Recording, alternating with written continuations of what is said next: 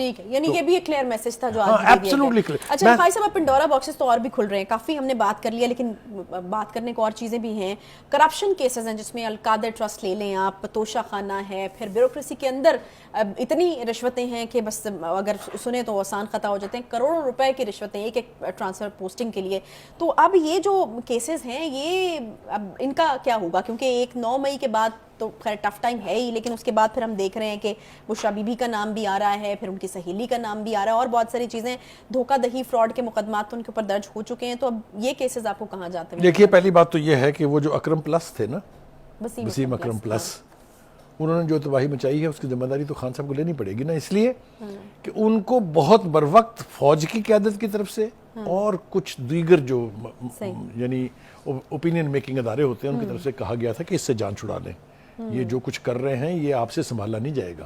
مگر چونکہ وہ پرچی کی بنیاد پر چیف منسٹر بنے تھے، وہ جس کو کبھی کبھی کچھ لوگ کہتے ہیں کوئی جادو ٹونا پتہ نہیں کیا کیا کہتے ہیں، وہ اس کے تحت بنے تھے، اس لیے ان سے جان چھڑانا اتنا آسان نہیں تھا۔ پھر ایک وقت میں یہ بات بھی ہم نے سنی کہ کسی نے یہ کہا ہے، اور آپ کو پتہ ہے وہ کون ہے کسی، کہ اگر بزدار گیا تو تم بھی گیا، اور ہوا بھی ایسے نا اور فارچونیٹلی اور انفارچونیٹلی ہوا بھی ایسے ہی، بالکل ٹھیک ہے۔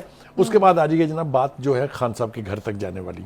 دیکھیں میں اس کے ہمیشہ خلاف رہا ہوں کہ خواتین خانہ تک نہیں پہنچنا چاہیے۔ میں نے ہمیشہ اگر معاہدہ جو ہے وہ ملک ریاض اور بشریٰ بی بی کے مابین ہوگا تو پھر دیکھیں نا، وہی میں نے کہا نا کہ ریفیوٹیبل ایویڈنس موجود ہے۔ مجھے نہیں سمجھ میں آتی کہ کوئی بھی شخص اتنا بڑا خطہ ارضی جو ہے اور اتنی بڑی رقم جو ہے بغیر کسی جواز کے دے دے گا، یہ مجھے سمجھ میں نہیں آتی۔ یہ دیکھیں نا، یہ کوئی چیریٹی ہاؤس تو کھولا ہوا نہیں تھا انہوں نے، یہ تو یا تو ہو نا کہ انہوں نے کسی چیریٹی کو اللہ واسطے دے دیا، تو اللہ واسطے تو کوئی دیتا نہیں ہے۔ اور پھر وہ اللہ واسطے دیے ہوئے کے خلاف ایویڈنس موجود ہے کہ اتنی بڑی رقم جو نیشنل کرائم ایجنسی نے برطانیہ سے بھیجی تھی وہ ان کے جرمانے کی رقم میں سپریم کورٹ میں جمع ہو گئی، تو پھر یہ اس ارریفیوٹیبل ایویڈنس کو کون جھٹلائے گا؟ How can you make? دیکھیں وہ دوسری بات ہے کہ foreign funding case open and shut case, Toshakhana case open and shut case, Tyrian Khan case open and shut case. وہ بچنے کا ایک ہی طریقہ تھا کہ آپ عدالتوں میں جائیں ہی نہ، مگر وہ بھی اب ایک انتہا ہو چکی نا اس کی بھی، لیکن وہ تینوں خوفناک کیسز ہیں۔ اسی طرح سے یہ جو کیسز اب بن رہے ہیں، مثال کے طور پہ انہوں نے کہا کہ جی وہ گھڑی جو بیچی گئی تھی وہ یہ اسلام آباد کا ایک دکاندار تھا، اس دکاندار نے پرچہ کرایا، اب اس نے کہا جی میری رسید بھی جعلی ہے اور میرا نام بھی جعلی استعمال کیا انہوں نے، آپ مجھے بتائیں کیسے ریفیوٹ کریں گے اسے آپ؟ تو بات گھر تک پہنچی ہے، which is bad، مطلب نہیں ہونا چاہیے تھا۔ یہ تو وہ کیسز ہیں نا جو ہم سن رہے ہیں، عدالتوں میں چل رہے تھے، یہ اب کتنے کیسز ہیں، یہ تو اب سمجھ سے ہی باہر ہے نا کہ میں حیران ہو گیا، کتنے کروڑ روپے میں حیران ہو گیا یہ سن کے کہ ان آفیسرز کے بھی نام اب پبلک ہونے والے ہیں جنہوں نے رشوت دے کے پوسٹنگیں لی تھی۔ اچھا، آپ حیران ہوں گے، ڈی سی سے لے کے اور کمشنر تک کی پوسٹوں کی 5 سے لے کے 15 سے لے کے 25 کروڑ روپے تک رشوت لی گئی ہے، یہ ایلیگیشن ہے۔ اور اگر یہ ثابت ہو جاتی ہے تو پھر اللہ کی پناہ مجھے سمجھ میں نہیں آتی کہ پاکستان کیسے چل رہا تھا۔ عجیب و غریب بات ہے نا یہ۔ تو یہ وہ کیا کہتے ہیں کہ یہ بکرے کی ماں کب تک خیر منائے گی، یہ الٹیمیٹلی یہ مقدمے گلے تو پڑنے ہیں، کیونکہ ہمیں ریزالو یہ دکھائی دیتا ہے کہ اب اس میں رعایت ہونے والی نہیں ہے۔ یہ ججز کب تک رعایت دیں گے مجھے بتائیے؟ انڈیفینیٹلی تو کوئی بھی اپنی پوزیشن میں نہیں ہے نا، 3-4 مہینے کے بعد یہ چیف جسٹس بدل جائیں گے، کوئی اور آ جائے گا، پھر کیا ہوگا؟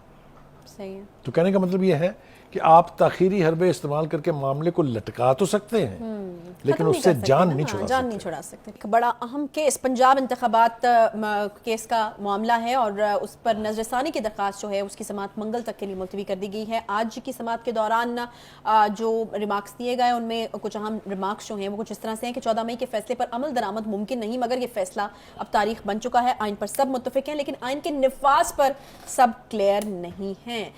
بخاری صاحب، یہ ایک معاملہ ہے جو میرے خیال میں کافی طول پکڑ چکا ہے اب تو، اور جیسا کہ چیف جسٹس صاحب نے خود ہی کہہ دیا ہے کہ اب عمل درآمد ممکن نہیں ہے کیونکہ فیصلہ جو ہے وہ اب ایک تاریخ بن چکا ہے۔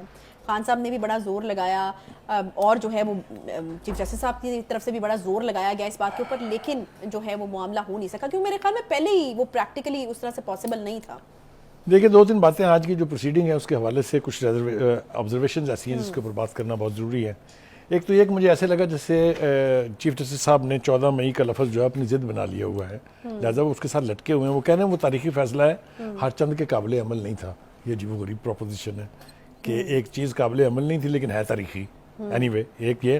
دوسرا مجھے بیرسٹر علی ظفر صاحب کی ذہنی کیفیت کے اوپر بڑی میری ریزرویشنز ہیں کہ وہ فرما رہے ہیں کہ 15 مئی کی رات کو مجھے لگا کہ آئین انتقال کر گیا ہے. یعنی یہ اتنا ہیوی جملہ جو ہے وہ انہوں نے بول کیسے دیا as a lawyer. A lawyer is supposed to understand the constitution and its spirit better than a عام پاکستانی like us. وہ اگر آئین کو انتقال کرا کے دفنانے کے درپے ہیں تو پھر اس میں ہمارا قصور تو کوئی نہیں ہے.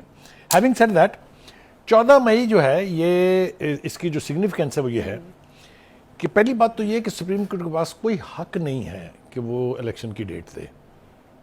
یہ میں آپ کو ذمہ داری سے کہہ رہا ہوں. یہی پٹیشن لے کے الیکشن کمیشن بھی سپریم کورٹ میں گیا تھا کہ جناب یہ الیکشن کی ڈیٹ دینا جو ہے یا گورنر کا کام تھا یا یہ ہمارا کام ہے. تو گورنر نے تو ڈیٹ دی نہیں ہے, آپ نے کس کھاتے میں ڈیٹ دے دی ہے, اس کا تو جواب کسی نے نہیں دیا. ٹھیک ہے. پھر انہوں نے کہا جب الیکشن کمیشن گیا وہاں تو انہوں نے کہا کہ نہیں ہمیں جواز پیش کریں کہ کیوں 14 مئی کو الیکشن نہیں ہو سکتا.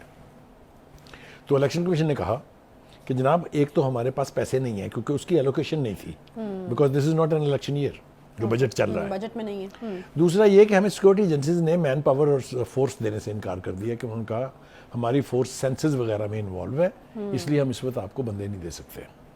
لاہور ہائی کورٹ کے چیف جسٹس نے کہا کہ میں آپ کو آر اوز اور ڈی آر اوز نہیں دے سکتا. یہ جواز پیش کیا گیا جسے انہوں نے درخور اتنا نہیں سمجھا. پھر انہوں نے کہا گیا کہ جی لا اینڈ آرڈر کی صورتحال ٹھیک نہیں ہے کیونکہ جگہ جگہ دھماکے ہو رہے ہیں. ٹی ٹی پی کے جو دہشت گرد ہیں وہ مختلف جگہوں کے اوپر یعنی آپریشنز کیری آؤٹ کر رہے ہیں جس سے لا اینڈ آرڈر کا خطرہ کے پی کے میں بہت زیادہ, بلوچستان میں بھی اور پنجاب کے بھی کچھ علاقوں میں اگر آپ کو یاد ہو. تو انہوں نے کہا اچھا سیکورٹی ایجنسی سے کہیں ہمیں رپورٹس دیں. لہٰذا آئی ایس آئی نے اور ایم آئی نے رپورٹس سبمٹ کی کہ یہ صورتحال اس طرح ہے. اس کے باوجود بھی سپریم کورٹ نے ان رپورٹس کو بھی درخور اعتراض نہیں سمجھا اور 14 مئی پہ سوئی پھنسا لی. اب وہ 14 مئی پہ سوئی پھنسنے کے بعد کیا ہوا ہے وہ آپ کے سامنے ہے. اینی وے اصل میں بات یہ ہے کہ اگر اس قسم کی چیزوں کا ادراک معروضی حالات یا جس کو گراؤنڈ ریالٹیز کہتے ہیں, زمینی حقائق جو ہیں, اس کو مد نظر رکھ کے کیا جائے اور صرف ایک پارٹی کے تقاضے پر ان کو اوبلائج کرنے کے لیے نہ کیا جائے تو عدالتیں بہتر فیصلے کر سکتی ہیں. یقینی طور پہ مجھے بالکل یقین ہے کہ فیصلے زیادہ ریلائبل, زیادہ ورکیبل ہو سکتے ہیں. لیکن چونکہ یہی ضد خان صاحب کی بھی تھی, لہٰذا اس ضد کے پیچھے کس حد تک گئی کورٹ کہ آج اس کو تاریخی تو کہہ رہے ہیں لیکن کہہ رہے ہیں پریکٹسیبل نہیں تھا, امپلیمنٹیبل نہیں تھا. YouTube پر گوگلی نیوز دیکھنے کے لیے youtube.com کی سرچ بار میں googly news T V type کریں. گوگلی نیوز کے پیج پر سرخ رنگ کے سبسکرپشن والے بٹن پر کلک کرنا نہ بھولیے. YouTube پیج پر اپلوڈ ہونے والی ویڈیوز سے باخبر رہنے کے لیے بیل آئیکن پر کلک کیجیے. آپ کو ہر نئی ویڈیو کے بارے میں نوٹیفیکیشن موصول ہو جائے گا.